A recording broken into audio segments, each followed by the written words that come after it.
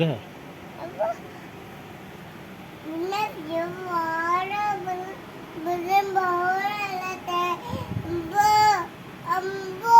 അങ്ങനെ പറഞ്ഞാ കുട്ടീനോട് അങ്ങനെ പറഞ്ഞാ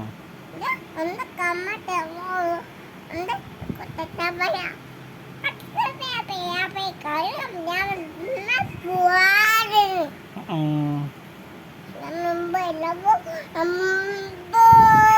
അമ്മോ എന്നിട്ട് അങ്ങനെ അങ്ങനത്തെ ഏത് കൂടെ പോയി എന്നിട്ട്